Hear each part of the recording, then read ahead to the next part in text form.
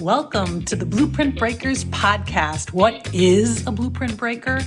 If you live your life outside the typical traditional lifestyle blueprint, you are a blueprint breaker. We are here to start a conversation, to assemble resources, and to build a community. This podcast is for empowered women in midlife and beyond who are preparing for a powerful next era of life. My name is Amy A. Palmer. I am your host and facilitator for our conversations. Sit back, relax, enjoy the show. To stay connected, up to date, and to receive all of our free resources and gifts along the way, join us at community.blueprintbreakers.com. Today's conversation is one of the most powerful I've had on Blueprint Breakers. My guest, Tori Westminster, is a 5-star thriller author, community builder, and creator of Bunker Squirrel magazine, but her story goes far beyond writing. Tori lives with chronic pain and serious health challenges, and in this episode, she shares how creativity quite literally became a survival tool. How she wrote her first novel in complete darkness during a 6-week migraine episode, and how community became the foundation of everything she built next.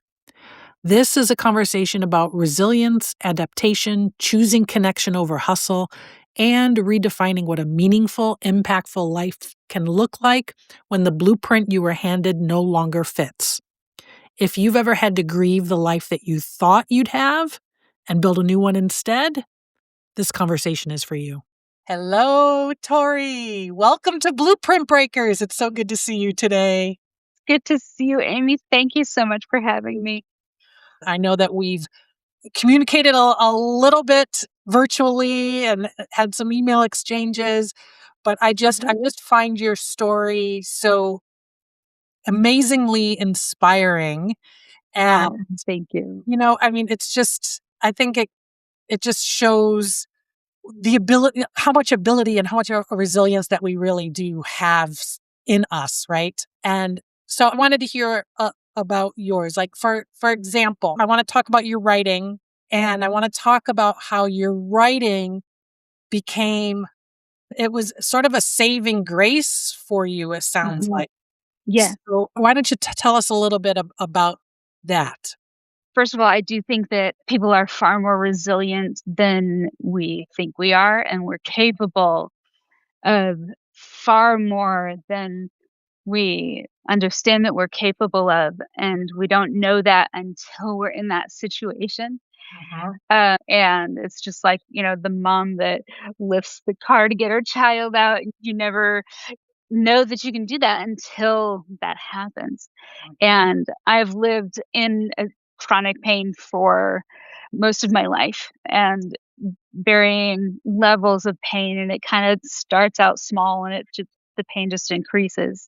And most of that has been migraine pain. In 2019, my migraine got to a point that it was so severe that I was kind of locked up in my room in darkness and in quiet, and I couldn't get up and I couldn't leave. And my doctors basically said, I can't do anything. You just have to ride it out. And we had exhausted the medication that I was on, like just took up a whole shelf. It was just pill bottles, injections, infusions. I had done everything. And they said, we have nothing else. Just suck it up, lay in bed. It'll end at some point. And for the beginning part of it, when you're stuck with darkness and nothing but what's in your own brain, all you have there to think about is how much pain you're in. Right. And I had to distract myself. It's what my husband called it, mental toughness. And he uses that on my kids all the time because, if mom can do it, anybody can. And they hate it. Right.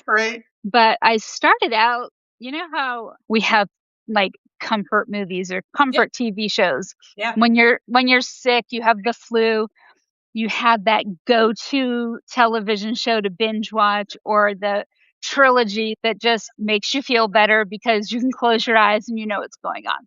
Mhm. And the ones that I've watched 300,000 times, I could close my eyes and run through it in my brain so that I could think about that and not how much pain I was in. Mhm. But you can only do that for so long. I was there for 6 weeks, day after day, and so I started to try to create my own television show in my brain so I could just think about something else, and it worked, and I figured out a different plot, a different scenario, something to entertain myself, and I did that over and over, and eventually I thought, "Well, what if this happened instead? And what about this? And what about that?" And I rearranged it little by little, and I started thinking, "Maybe this could be a TV show or a book." And this is actually really interesting. And I refined it little by little, and I went over it so many times because 6 weeks is a long Long time. time. Mhm. By the end, I had it memorized, and I have no idea when in this period of time because time there's a, Mhm. like, time blindness when in the dark, there's no clocks and no I didn't know when was day, when was night. I had my husband bring my laptop, and you can black out the screen, and I learned to type when I was a child on a typewriter, and I started typing, and there were a lot of errors, but I started typing it out, and because I can type without looking, Yeah. and I got most of it down, and by the time I got through the 6 weeks, I had a full draft of a book, and it was garbage, but it was a book, and after, you know, editing it over and over and over again, by what was it? 2022, Mhm. I had a good draft, and I had it published in 2023. Wow. Wow, that's amazing. So you did the writing in a pitch black room while you were in all this immense pain Yeah. and typing sort of blind? So Yeah. My right? screen flat From the screen. screen, right? Oh my god. And so then when you felt better is when you were able to edit it? Is that Yeah, I couldn't edit. I I can't edit with a migraine now, and I still sometimes I'll type with a black screen when I have a migraine now. right. Yeah. That is amazing. That is I mean, it blows my mind. It just shows it goes beyond resilience. I mean, just the sheer power of your mind, and your commitment to distracting yourself from the pain and sort of immersing yourself in this other world, it sounds like, yeah, as you were writing the story and creating it. I can see the perspective of that being resilience, but my perspective is that that's the only thing that got me through. That's one of the worst experiences. I've had a lot of experience with pain and medical issues, and that's one of the worst that I've had, and that's what got me through. Right. So it Um, was a survival tool. it is a survival tool, and it's one that I've had multiple, none that long, but I've multiple experiences where I've been locked in the dark room with this migraine that we can't get me out of, and I have better tools now medication-wise, but it's, stop. Where am I in my current book? Let's work through that scene that I can't get past. Mhm. Stop and immersing myself in that world is what gets me out. And quite frankly, when I am stuck in my migraine world, that has gotten me past more times when I'm stuck in my book than when I have less pain. Right. Wow. Migraines are my best writing tool, oddly enough. So it's Yeah. yeah, it's a very strange situation. Right. Right. And so you've continued to write books since then. Mhm. Yeah. It's awesome. Now, one of the things Mm. as I was reading up about you and hearing more about your story, I know that you growing up and going into young adulthood and beyond before I mean, I think that the pain started in your teen years, right? Mhm, So what I'm curious about mhm. is how did you adjust your expectations of what life was going to look like? Did you adjust your expectations because of, the illnesses that you were faced with? Well, so as a teenager, the first time my migraines kind of stopped my world, I had to sit out a semester of college because of migraines. That's the first time it adjusted. But your young adult brain says this isn't going to stop me, and I just kind of plowed through, and I Mhm, sat out my semester, and I came back and was like, I'm gonna go. This isn't gonna stop anything. And I really plowed through life until about I was 10 years into my real estate career. I was a real estate broker and I had a really good business. mhm, But my migraines had gotten to a point where I really couldn't function. And that collided with a real estate business where the people that I was working with, their focus on getting money was more important than helping people, and I was there to help people, mhm, and money was a byproduct, mhm, and I couldn't deal with that anymore. mhm, So the 2 things together said, "I need to be done. I can't handle that mindset, and I can't handle the migraines," and I had to shut down my business. And that was really hard, and that was my first shift.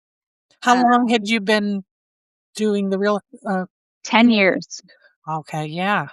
That So you was had a 10 years established Yep, business. Yeah, yep, okay. that was first 10 years, and I had small children, so I shifted to take care of them, and we had some traumatic issues with my kids in school, some severe bullying issues, and we ended up moving for my husband's job, and there was just a lot of things going on all at once. Mm, So we did that, and shortly after, I had a severe concussion, and that just one thing after another for us, and a year after that, we moved again, and that put us in Dallas where we are now. mhm, And then I had my next health issue, that was when I had the 6 weeks in bed, and so we had almost 1 year after another right, was my health came down and down and down, and I was just adjust, adjust, adjust, adjust. yeah, And the next big realization that my life is not gonna be what I thought it was, I had to cancel my 40th birthday party, and we had scheduled a casino night, and we had people coming in from out of town, and it was gonna be a big fun thing, and I was like, I think I need to come to a realization that this I'm not gonna be able to function like I thought I was going to. mhm, And I thought I had, you know, okay, I know how I'm gonna function. I've got this under control. And then we moved again. My poor children. Kids are resilient. They're really resilient, but my poor kids, we just kept moving. We've actually been here for 6 years now, and I'm like, "We're gonna stay. I can't move anymore." And then I had a mini stroke, and I ended up in the hospital. I couldn't move my legs, and I was in the hospital for 6 weeks-ish, trying to relearn to walk. That's fun. But now adjusting to having to evaluate on a regular basis. Can I walk today? Do I need a cane today? Do I need a wheelchair today?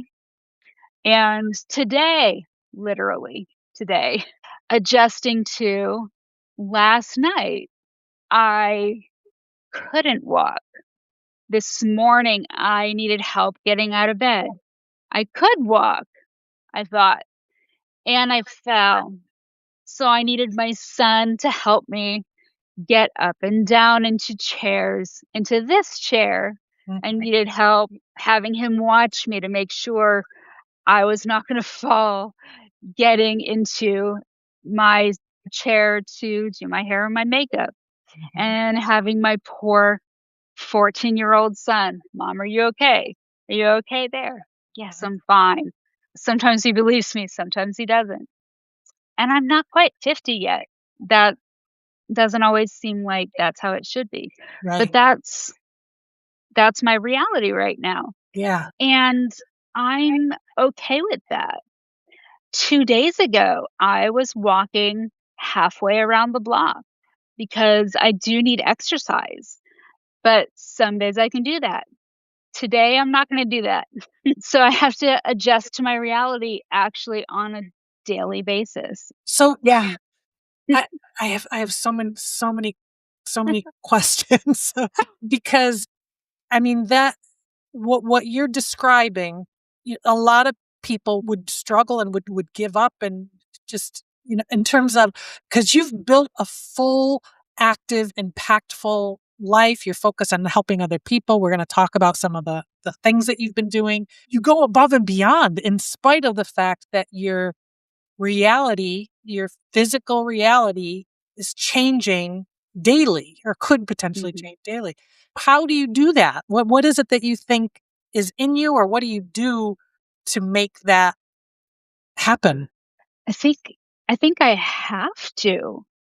I tell my husband that I don't want to be that person who is tucked away in a corner doing crossword puzzles for the rest of my life. I may feel like I'm 84 sometimes, but I'm not. And, I have like right now, I cannot feel my palms. It's really weird. It's just a nervous system issue. That was not the case yesterday. So, there are certain things like I won't be able to cook today. That's fine. But I need to be able to do something. I have to contribute. I may not be able to contribute in the ways that I want to always, but I got to contribute something. Yeah. And there are people that I can help.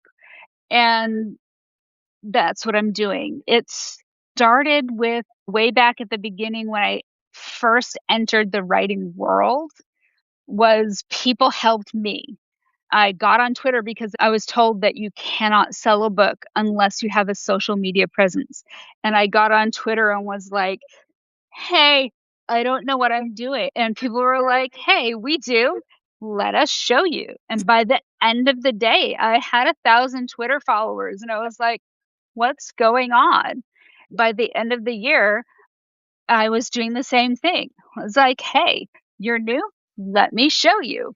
Mhm. And by the end of 2 years, I had 20,000 followers. And I was like, "I don't know why you're following me, but hey, let's be friends. Yeah. I'm gonna help anyone I can help because I have to. I Right. have to contribute where I can, whenever I can." You just mentioned about how you built a community online. And I mean, there's a lot of people who intentionally try to do that and struggle. You didn't try, you just naturally, organically, expanded those connections, which is just beautiful. And so that makes me think about community and you talk about how writing shouldn't be lonely Mhm, and you have this idea about writing in community as instead of in isolation, even though writing in isolation was a survival tool for you. I'd mhm. love to hear what are your thoughts on that? Where does that come from? So, I mean, yes, I wrote my book in my isolation, but at the same time, I took my junk manuscript because everyone's first draft is not worth publishing. No one takes a first draft and publishes it. But I took that and I went out into the world and was like, "Help." And I found community, and I shared that, and I got help, and I did actually write in community. I found beta readers, and I found people who are more experienced than me, and people helped me. They helped me get it to a publishable draft, and I look back, I still have copies of the original, and it is embarrassing. I mean, it's unbelievable. While that first draft was in complete isolation, I really truly did write it in community, and I still have those friends, and we share drafts, and I have shared so many drafts with so many people. I have stacks of drafts that I have read for other people and shared both ways. That's how we become better. That's how we learn.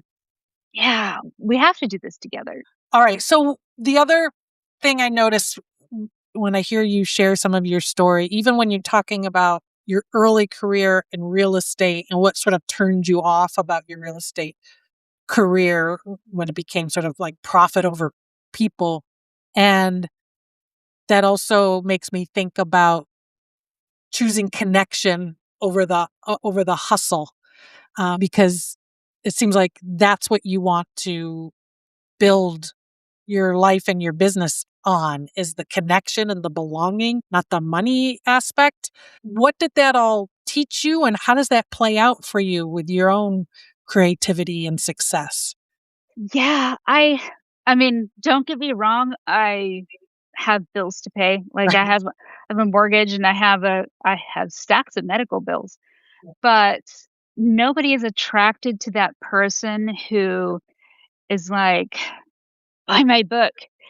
No one ever wants to click on that. It's very off-putting, Mhm. and I can't fathom anybody really wants to be that person. I don't wanna be that person, and how I started with the community was kind of an accident. I had been just, like, hanging around Twitter, posting random things, and I had noticed a trend of people just negative posts, and I was like, "I just how do I stop this? How do I encourage people? What can I do?" And it started with a 12 days of Christmas kinda thing, and I it was a literal on the first day of Christmas, my author sent to me, and it all rhymed with the song, and people posted, and by the end of the 12 days of Christmas, Uh-huh. there were hundreds of them, and at the end, they were like, "What's in January?" I was like, "Oh, no." And privately, I posted to my friends, "What do I do?" They were like, "I don't know, but you can't stop." And what came out of it, and I had time because there's only 12 days of Christmas, not 30. So I had a few days, and I was like, "What do I do? What do I do?" And I came up with the creativity stir, because asking my friends is like, "What do we need?" And they said, "Well, we're all really stuck. We just kind of can't figure out where to go next." And I was like, "Well, what if you just, like, write a little something else, and that'll get you out of your head, and you can go back to it?" And so I created prompts, and there were lots of word-related prompts. So I created visual-related prompts, so a picture, and gave people a tweet worth. So it's like, "Give me a tweet worth of a story based on this picture." Mhm. And I started that, and people loved it. And then I was like, "All right, let's add to it. So I'll do this, and we'll do goals. What's your goal today?" And then at the end of the day, did you reach your goal? What can you do? And I did that for a year. So you're And like you were coaching on Twitter. basically, I was I was coaching on Twitter. Uh-huh. And I don't remember if I did that for 1 year or 2. At the end of it, people wanted more, Mhm. and it turned into a magazine, a flash fiction magazine, and that became Bunker Squirrel Magazine. The big joke is that I live in a bunker, because my kids are in Boy Scouts of America, my daughter and my son, and they camp more than anybody I can imagine every weekend and more. And they are survivalists, basically. Everybody jokes that if there's a zombie apocalypse, they're coming to my house because my children can get out of anything. They're prepared for anything. And because of my physical inabilities, I live in a bunker. I never leave. I'm the hermit. Your squirrel is so you have your work in progress, but the distractions are the squirrels. The Yes. things that, oh, there's a squirrel, there's a squirrel, Mhm. there's a squirrel, all your distractions. So the story that I want you to write for the magazine, that's the squirrel. We're going to lock it in the bunker so that you can focus on your work in progress. So it became Bunker Squirrel Magazine. We're going to take your squirrels, lock it in the bunker. You can go focus. It started as a joke. Some of the best ideas do, right? It was supposed to be funny and just a little thing, and it took off.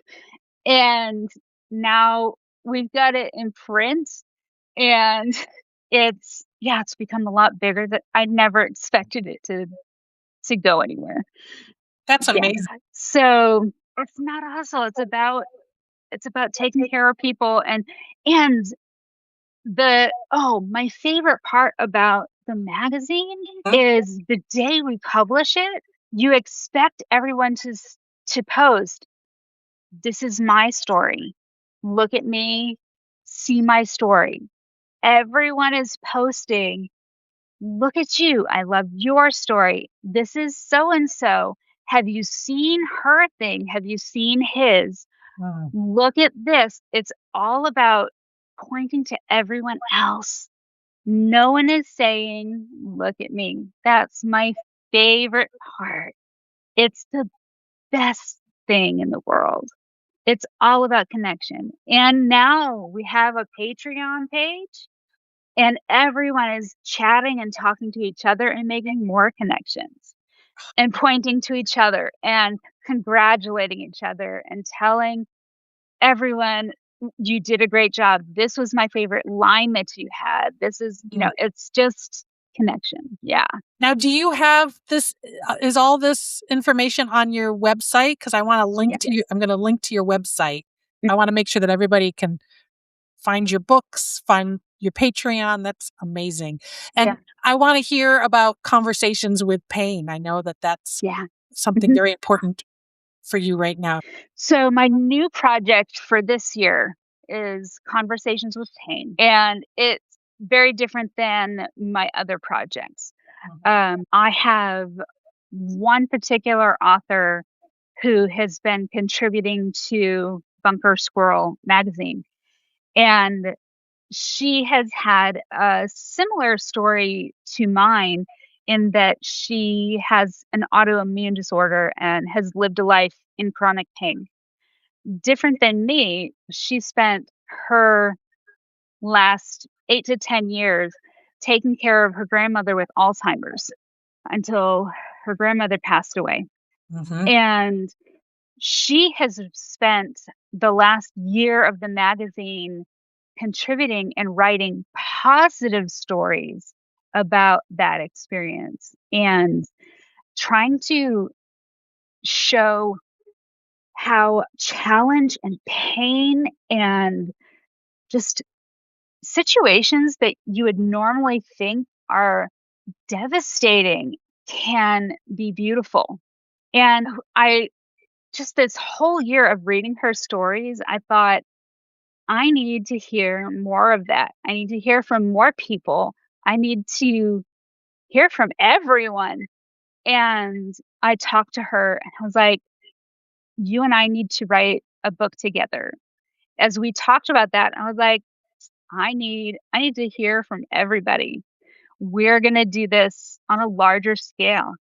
And so I've set up a website, and I've also talked to a doctor who specializes in talking to patients with chronic pain. We're going to collaborate and we're going to expand and talk to more doctors. And we're collecting stories. I have one question a month. We will add every month a new question, and people will submit their answers to that question. They have the option of being anonymous. Some of them will be happy questions like, when was your favorite experience when you, I don't know, like you were at a beach and you had no pain? Some will be kind of darker. When did you have a family member give up on you? What was that like? We want to have people who don't understand what this life is like have a glimpse into this life. And people who do have this life know that there are others who are having the same experience. And I want people to feel heard and understood and relate to others. And I want family members or people who've never known someone who lives this life to understand and feel connected and to know how to relate. One of the things that I've experienced, because I've only recently been in a wheelchair, this is a new experience for me. Even though I've lived a life in chronic pain, only in the last couple of years have I been in a wheelchair and learned how the world is not built for wheelchairs. That's that's a new one for me. And one of the things that I've learned is that able-bodied people, and sometimes I'm able-bodied, we don't know how to interact with someone in a wheelchair. We don't know, how do you talk to someone in a wheelchair? Am I supposed to get down on your level? Does that make you feel like I'm interacting with you like you're a child? Do you want me to talk about it? Do you want me to pretend that that's not there? How is this supposed to work? I don't know. And because I don't know, maybe I'm going to go talk to someone else because I don't know how to talk to you. So I want to create these stories so that we can all interact better and be understood. Right. Wow, you are doing such amazing, important work, Tori. Thank you for everything that you're doing. I have one last question. For women who are hearing your story and hearing your experiences, what do you want them to take away from it? What are you hoping it will influence? I am almost 50. I am postmenopausal, which that's not normal for almost 50. And I have a body that is closer to that of an 80-year-old than almost 50-year-old woman. And I want people to take away that you you can still do anything. You are not limited by your age. You're not limited by your body. You're not limited by what your doctor tells you can do. You are not limited by what your family tells you can do. You're not limited by what the world tells you can do. You're only limited by what you tell you can do. The opportunities that are out there, the opportunities are what you choose. Mm, You make them for yourself. amen. Amen to all that. Thank you so much, Tori, for being here with us today. I really, really, really have enjoyed this conversation. And like I said, I'm going to link to the website in the show notes. Yeah. So I encourage the listener to check out Tori's books and look at what she's doing. And thank you so much. Oh, thank you so much for having me. You are such a joy to be with. Thank you, Tori. Goodbye. Thank you for joining us for today's episode of the Blueprint Breakers podcast, When Your Body Changes the Plan, Not the Purpose. And a very special thank you to my guest, Tori Westminster. And thank you again for listening and sharing this episode with your friends. If you haven't done it yet, please remember to follow or subscribe, and please give us a 5-star rating on whichever podcast platform you are using. Have a great week. Keep on breaking those blueprints and rewriting your own.